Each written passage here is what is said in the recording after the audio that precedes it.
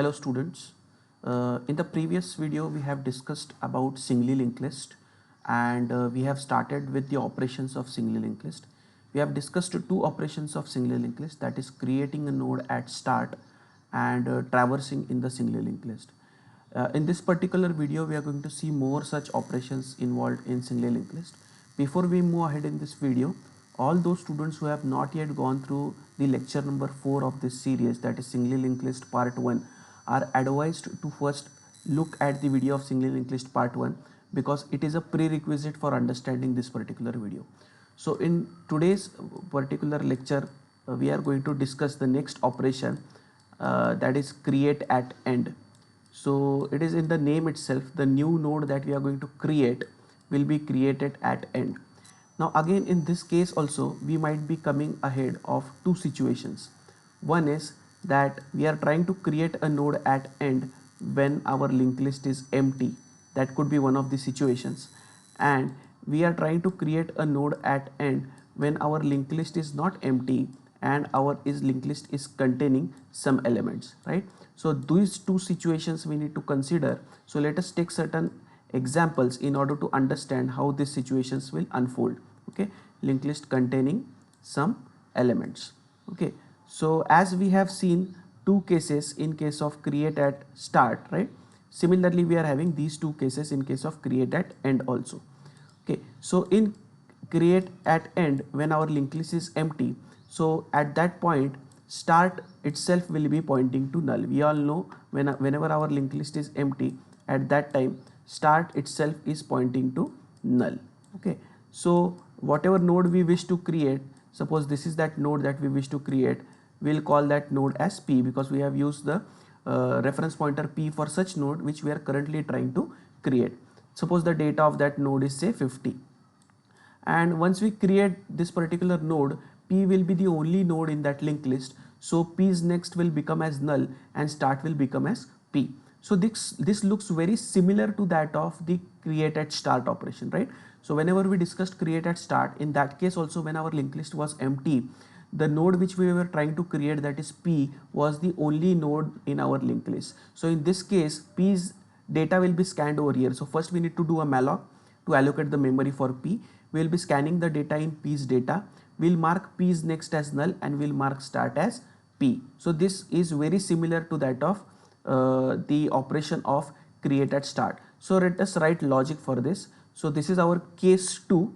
This program we are continuing from the last lecture. We have seen two operations as I earlier mentioned, that is create at start and traverse. So let us start with the another case in this particular lecture, that is case 2, which is nothing but create at end. So we are writing a function for create at end. So we need to declare that function also in our program. So we are declaring that function over here, that is create at end. And let us write the body for this function now, that is for create at end. Okay, so in create at end, as I stated earlier, we will be having two situations. Okay, we can go through two situations where there are linked list is empty or linked list is containing some elements. In both the situations we need to allocate memory for our node. So this will be common, right? So this will be same as that of the create at start, that we need to ask user to enter the element, then we need to malloc the particular space for that particular node, and we need to scan the data for P's data, right? And based on our linked list is empty or linked list is containing some elements, we have this two situation, right? So we have one situation for linked list is empty. When linked list is empty, start will be null, and another situation is when linked list is containing some elements. We are working on create at end, right? Whenever our linked list is empty, P will be the only node in our linked list, so P's next will be null. P's next will be null, and start is P, and start is P. So this is, as I told you, this is similar to that of create at start. This is similar to that of create at start. Now what will be difference in this? Difference will lie in the second case, that is when our linked list is containing some elements. So let us take some example. So suppose our linked list is not empty, it is containing some elements. So in that case this start will be pointing to some node, right? So I'll be having some nodes in my linked list. So imagine I have 3 nodes, say for example, imagine I have 3 nodes. So I am drawing these 3 nodes here for sake of example. So suppose these are my 3 nodes. Suppose the data of this node is say 40, suppose 50, and suppose the data is say 10. So these are my 3 nodes, and this is the last node. Excuse. Suppose this is the last node, that is node containing data 10. Now the node which I am trying to create is P. The node which I am trying to create is P. Suppose the data of that P here is say 100. So again I will require a malloc for this P. Again I need to scan the data in this P's data, which is common, which we have already done outside in our void create at end. Now we need to establish links so that we will be able to make this particular node as our last node, right? This P should become our last node. So if this P has to become our last node, what all things we need to do? We need to attach the next link of the existing last node to this P, right? Right now this is our existing last node, right? So this existing last node's link is right now pointing to null because this is last node. But now if I want to make this P as my last node, then I need to attach this link to this particular node, correct? So that this can become the last node, and if this has become the last node, then next of this particular node should be pointing to null, right? So we need to establish these two links which are marked in red color over here, that existing last nodes next should point to null, okay, and the new last node which we have created, that is P, its next should point to null, correct? So existing last next node should point to P and P's next should point to null. So how to find existing last node is our question, right? So let us call this particular node as Q. Let us call this particular node as Q. We need to find this node. We need to find this node. So we can find this node in the similar way, the way we did traverse. If you remember, we had used the traverse logic in our last lecture, right? So initially what we can do, we can start initially by writing that initially Q is start. We can start by writing Q is equal to start. Then we'll check whether this Q's next is not equal to null. I'll check whether this Q's next is not equal to null. Yes, this Q's next is not equal to null. So I'll jump by writing Q is equal to Q's next. Again I'll check whether this Q's next is not equal to null. Yes, this Q's next is also not equal to null. So I'll jump by writing Q is equal to Q's next. Whether this Q's next is not equal to null. No, this Q's next currently is equal to null. And that's why my loop will break and I'll come outside, and this is how I have achieved my last node in the form of Q. So now I can make Q's next as P, that is this first statement for this particular line, and then I can make P's next as null. That is my second statement, correct? So what are my two statements? Q's next is P and P's next is null. Before I do this two statement, I have to find that Q. How I find that Q? Initially Q is start. I'll continuously check whether Q's next is not equal to null. If yes, I'll go and do Q is equal to Q's next. So I'm going to do it in the form of a loop. This loop will break whenever Q's next will become equal to null, and that time I'll be stopping on a node which is the last node of my linked list. And in that case, further I'll progress by writing Q's next is P and P's next is null. So let us come over here. So initially let us find that Q first before we write those two statements, right? So initially Q is equal to start. While Q's next is not equal to null, we are going to jump by writing Q is equal to Q's next. So this, whenever this loop will break, we will be standing on Q, and that Q will be the last node of our linked list. Once we find that last node of our linked list, we will make Q's next as P, that is the newly created node, and we'll make P's next as null. We'll make P's next as null. Let us save this logic which we have coded, and let us try and execute this, compile and execute this, so that we will come to know whether create at end is working properly. Okay, so let us run this particular code. So right now my linked list is empty. I'll do some create at start in begin. Say for example, I have created 10. Okay, if I traverse, you can see, there is one node that is 10. Now if I do create at end, and if I add a node that is say 100, So first node should be 10 and second node should be 100, right? So if I traverse again, okay, so if I traverse again, I can see those two nodes, that is 10 and 100. I can see those two nodes 10 and 100. So this is how our create at end is working fine. Okay, our create at end is working fine. We forgot to add a break here, and that's why the traverse was happening by default after create at end. Okay, so this is how create at end logic works. That is one of the operations for our singly linked list. Let us move to the next operation now. What is our next operation? Next operation is create at given location. What is next operation? Create at given location. So what is the meaning of create at given location? So in create at given location, we are not restricting ourselves to create a node at start or at end.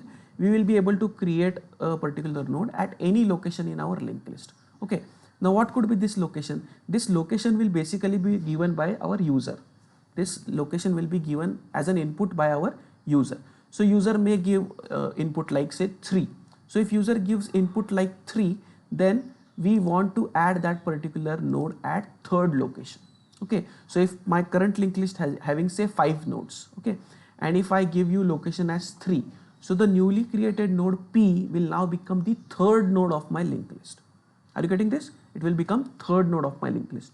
Now here we should understand that sometimes user may also give us a location which is really vague. Okay, suppose my current linked list is having only 5 nodes. Suppose my current linked list is having only 5 nodes, and if my user give me a particular entry as say 100, so there is no 100th location present in my linked list, right? So in this case, the logic should also tell us that this particular location is an invalid location.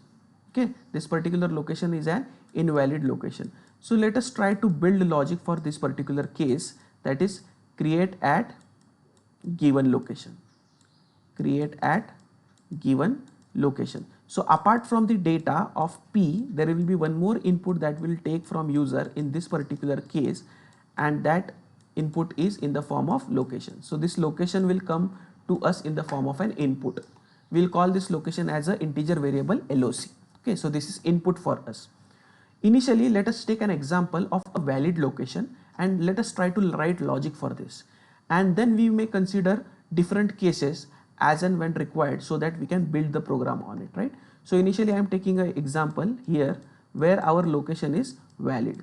Okay, so I am considering that my linked list is containing something. Okay, so I am imagining a situation that my linked list is containing something. So I am drawing a linked list over here, which is comprising of say 4 nodes. Okay, which is comprising of say 4 nodes. So these are my 4 nodes of my linked list. This is the fourth and last node whose next is pointing to null. Suppose the data in this linked list is say 10, 20, 30 and say 40. This is my current linked list. Suppose the given location for us is 3. Suppose the given location for us is 3. So this P which we are trying to create now, this P which we are trying to create now will now become the third node after I run my logic, right? This has to become my third node. Suppose data of this node is say 50. So this P will be fitting here in between, right? So in order to make this P to fit it here in between, which all links I need to establish? Which all links I need to establish? This current P's next should be pointing to this 30, correct? This P's next should be pointing to 30, and this node, which is the second node of my linked list in this particular example, which is currently pointing to third node, but now this will become my new third node, right? So this link now should point to P. So this will be removed. Are you getting this? Okay, so in order to make my P as third node in this particular example, what I need to do, I need to mark P is next to this node, right? And this node's next to P. So I need to find this node. These two nodes I need to find, right? If my location is 3, these two nodes are second and third node. If my location would be say 4, these two nodes will be third and fourth node. Are you getting this, right? So I call this particular node as node Q. I call this particular node as node q. So every time I need to find some node or I need to traverse, you must have understood I am using the reference pointer q in that case, right? Like we wanted to find the last node in case of create at end, so you use that label q for finding that node. Similarly, here at create at given location, when I want to add the given node at third location, the node which I need to find is the second node, correct? If I am doing create at given location for location say 50, suppose I have a long linked list, and if I give you location 50, so what will be q? Q will be 49th node, right? So it is previous node of it, right? Now what is this node? This node is queues next, because if this is my current queue, what is this node? How I can get identity of this node?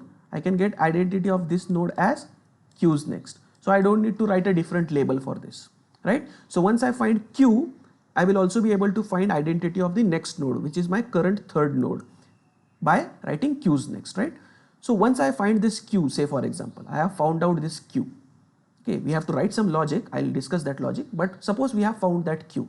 So once we find that q, we have to establish these two links.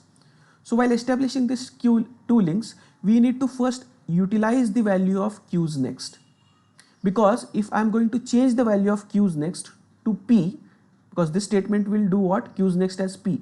So first I should utilize this value of queues next, because that I need to use for setting link for p's next, correct? So first use the value of queues next and then change the value of queues next. So what will be the two statements that I need to write here? The first statement will be for this line, this first red line, that is p's next is, okay, p's next is this node. What is this node? This node is queues next. P's next is queues next. Are you getting this? P's next is this node. What is this node? This node is queues next, correct? Before this we will write logic for finding q. We are going to discuss that. And what is queues next? What is queues next now? Queues next is p. What is queues next? Queues next is p. Queues next is p. That is this second line. So this is how the newly created p node will fit in between. Are you getting this? Now this works well if your location is valid, say for example, and I have to jump and I have to write this code, right? Every time I have to reach that particular node. So before we go for valid location, let us also think that how we will find that second node. Suppose let us write logic here of finding this node, that is q. So how to find this node?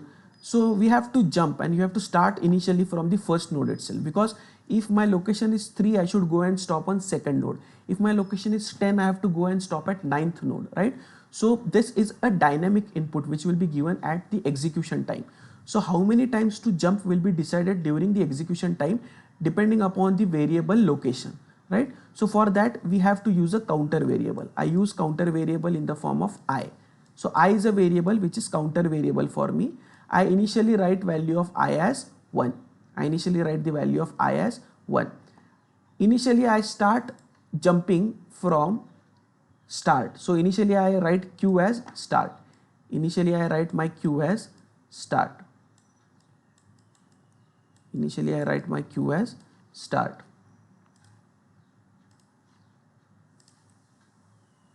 Initially q is start and I is 1, right? Now I have to jump for some fixed number of times. I have to jump for some fixed number of times. In order to control that jumps, we are going to write the counter logic with help of I, which I told. So my condition will be based on location for this jumping, and I have to stop one node before, and that's why I write condition in the form of I less than location minus 1. So what is location in our example? Location in our example is 3. So what is 3 minus 1? It is 2. What is current value of I? It is 1. Whether 1 is less than 2? Yes, 1 is less than 2. And if 1 is less than 2, I'll come inside.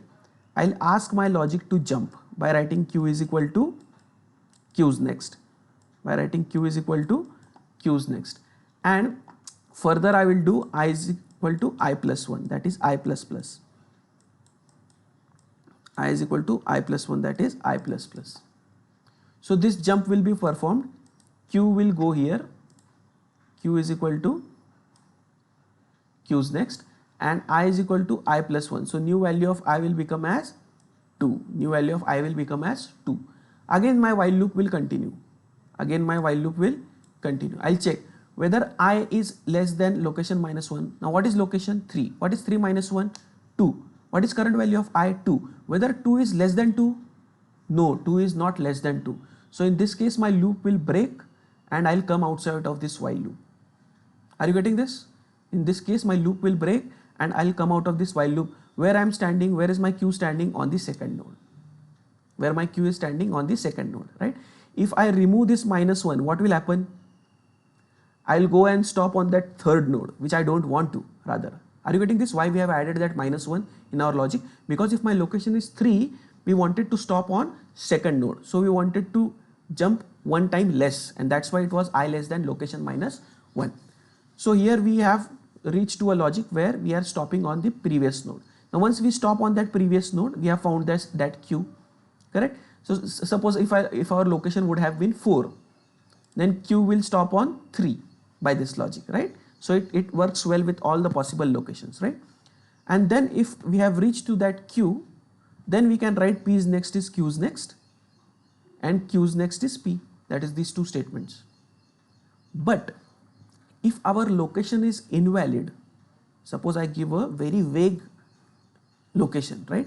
Then I don't need to execute these two statements. Correct? These two statements will only be executed in the case where our location is valid. So whenever our location is invalid, what will happen? Suppose I give location as 100. Now I don't have 100 location over here. So what will happen with this logic of finding Q? Initially Q will be here. Location is 100. So 100 minus 1 will be 99, right? 1 is less than 99. Q is equal to Q's next. 2 is less than 99. Q is equal to Q's next. 3 is less than 99. Q is equal to Q's next.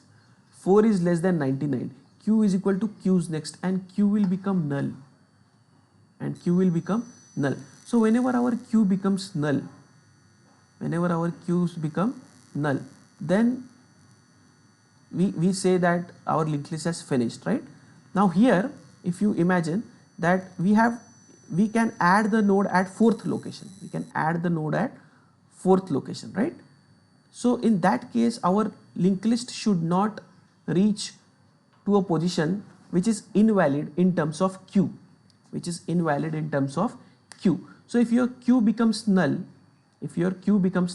and if I imagine that I allow a particular location as 5, so it is up to developer that he can decide whether 4 is a valid location or 5 is a valid location over here. So if I tell that location 5 is valid, so my Q can reach till here maximum, right? So in that case, 5th location will be the last location where I can add in this particular situation. And if at all I say that 4 is the valid location, then I need to stop here. In that case, I need to stop here. So Q can reach maximum till here. So in that case, Q's next cannot become null. And if I allow 5 as my location, in that case, Q cannot become null. So here I take an example for you to understand that valid location for me is allowed 5 also, say for example. So in that case, Q cannot become null. So I can write one more condition here, that Q is not equal to null. So once I come out of this while loop, there might be two situations. Either I come out of this while loop due to this condition, or I come out of this while loop due to this condition. There might be two situations. Either I come out of this while loop due to this condition, or I come out of this while loop due to this condition. When I come out of this while loop due to this condition, when my location is valid, and whenever my location will be invalid, that time Q would have become null. So if I come outside this while loop, and if my Q is still not null, then my location is valid, and if my location is valid, I can execute these two statements. Otherwise, I cannot execute these two statements and I'll tell my user that location is invalid. I'll tell my user that location is invalid. So let us write logic now for this one. So this is our case 3, that is create at given location, and let us break here. Okay, let us declare that function, that is void create at location, and let us come down for writing logic for create at location. Void create at location. So how did we start here? So initially we take I is equal to 1 counter variable, right?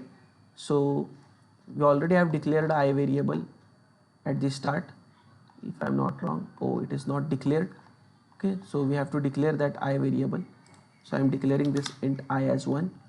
Okay, then initially we make our queue as start.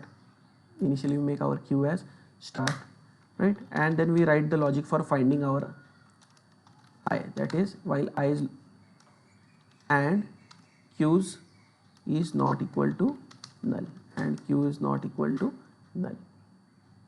Correct. We are going to jump by writing queue is equal to queues next, and we are going to increment our I by 1. We'll come out of this while loop in two situations, either if I break this or I break this. If I come out due to queue not equal to null, so if queue is not equal to null means my location is valid, otherwise my location is invalid. So I'll printf here that my location is invalid. Correct. And if my location is valid, I need to write two statements. What are those two statements? P's next is Q's next, and Q's next is P. This already we have seen here, right? P's next is Q's next, and Q's next is P. So these two statements we have to write over there in that case, right? Before we do everything, we should also take care that we are doing a malloc for that P, right? So these three statements would be common in that case, right? We do a malloc, and then we need to take that data, and we need to scan that data, and based on scanning we need to add it accordingly, right? So first we ask user to enter the data, we do a malloc and we scan the data, and based on valid and invalid location. Now if the location is invalid, we have already done a malloc, right? So in that case we need to release the memory also, because in that case we are not actually creating that node if the location is invalid, right? So already we have done a malloc which is common outside. So in that case we need to release the memory for that particular node, and that memory can be released by writing free p. Okay, so free p will release the node, because if the location is invalid, then that p should not be added in my linked list, right? So in that case I should remove that node outside my memory, otherwise it will create a garbage for me in my memory. So that I can do by writing free p. Now this logic is working or this is considering an example where our linked list was containing something, right? We were imagining, and then we considered two cases, that our location is valid and our location is invalid. Now let us consider some other situations in our logic. Now suppose if I enter my location as say 1. In this particular case, suppose I enter my location as say 1. What will happen? So if my location is 3, Q is 2, you all know, right? If my location is 3, Q is 2. If my location is 2, Q is 1. But if my location itself is 1, how I'll stop for my Q? It is not possible, right? So this logic will not work when my location is given as 1 in the input. I again repeat, if my location is 3, my Q was the second node, correct? If my location is 2, say for example, my Q will be first node from this logic, right? But if my location itself given in the logic is 1, say for example, so where my Q will stop, right? So this logic will not work in that situation. So we need to write a separate case over here where my location is 1, what to be done, correct? So my linked list is not empty, I am imagining, first thing, and the user has entered location as 1. So what is meaning of location is 1? What is meaning of location is 1? Meaning of location is 1 is it is as good as create at start. Location 1. So it is as good as create at start with a situation when my linked list is not empty. Correct? With a situation that my linked list is not empty. Correct? So if my location is 1, what I need to do? P's next will be existing start and start is P. So the logic is same as that of create at start when our linked list is not empty. Right? So let us add that part in our logic now. So this part of our logic we were imagining and we were writing considering that location is apart from 1, right? So we need to take that location also. So we have forgot to write those two statements over here. So we need to take location also as input. So we will tell user that enter the location, correct? And this location we have to scanf in a %d and that variable is LOC. That variable is LOC. So I declare that LOC variable over here. Now, if this location is 1, I need to write logic of create at start, correct? And if this location is not 1, then this logic will execute, entire logic that we have written. So I'll put some tabs over here.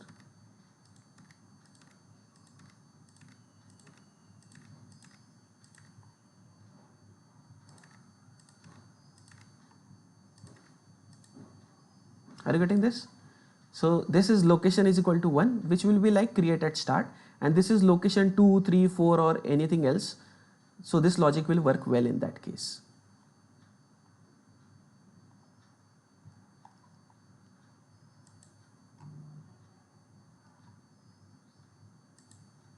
Okay, there's one more tab we have to press. Okay, so if location is 1, then P's next will be start as I suggested, and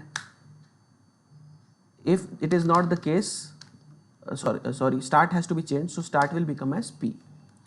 Start will become as P. So P's next is start and start is P if our location is 1, as we have seen here in the example, that P's next is start and start is P. Now all this logic from here, that location is 1 or location is something else, in entire this logic we were imagining that our linked list was containing some elements.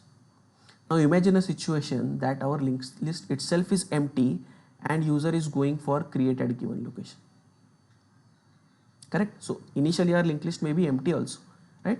So in that case what could be our valid location? Only 1, right? Because linked list is empty, so only first location I can add, correct?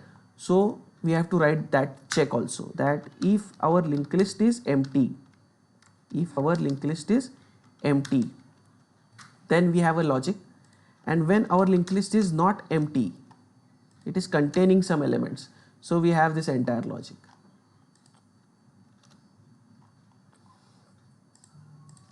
Are you getting this? So again I need to put certain space here to improve the readability of this code. That I am doing.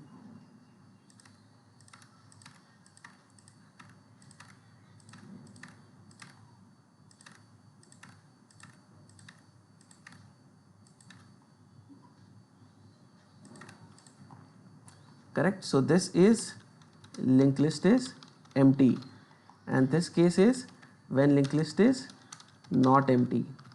When linked list is not empty, again we have two cases, that location is 1, and this is the case for location is other than 1.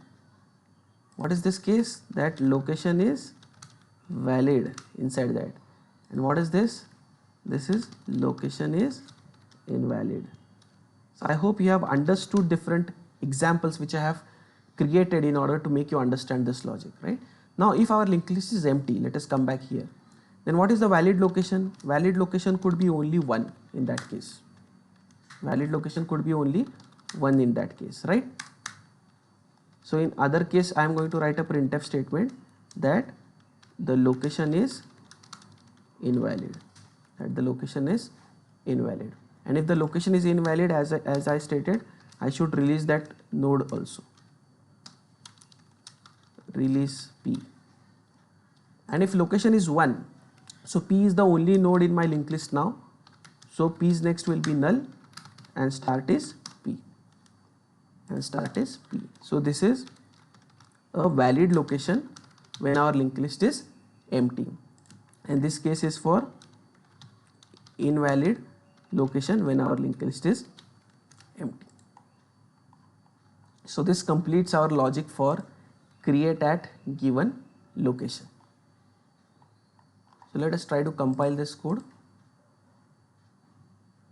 Forgot a semicolon here. Let us try to execute. We'll run the code. Let us run by create at given location 3. So I add linked list is empty, so it will go in the if part. It will go here. Linked list is empty, right? I'll add 10. And location as 1. So 1 will be a valid location because linked list is empty. 1 is valid location. If I traverse, you can see the added node is 10 here. Again, if I create at given location, it will go in the else part. That linked list is containing some elements. Okay. So here I'll enter element as 20 and location, say I give it as say 1. So if I traverse now 20 and 10 because location given was 1. So 20 and 10 will be there. So again, if I create a linked list, suppose I create linked list by create at start in between, say for example, okay, I've added few nodes. So current linked list looks like 40, 30, 20 and 10. Now I do create at given location by 3. Okay. And my element is say 100. And location that I give is 3. The example which we had taken. Correct. Now if I traverse, you can see 40, 30 and 100 has come as the third node because we had given location as 3. So this much code is available for you to explore in the description of this video given below. We will see the delete operations in the next video. Meanwhile, students are advised to please go through this operations in detail and try to understand with help of certain examples. Whenever you code, it is very important first you try to create examples. You can see when I also teach this particular operations for you, first we do certain paperwork in order to write the logic. So once we go through that examples, it becomes easy for us to write a program for it. Directly do not focus on writing code. Rather try to create certain examples which will help us to understand what will be the different situations in which we need to write our code. Okay. With this, I call it for this particular video. We'll meet back in the next video. Thank you.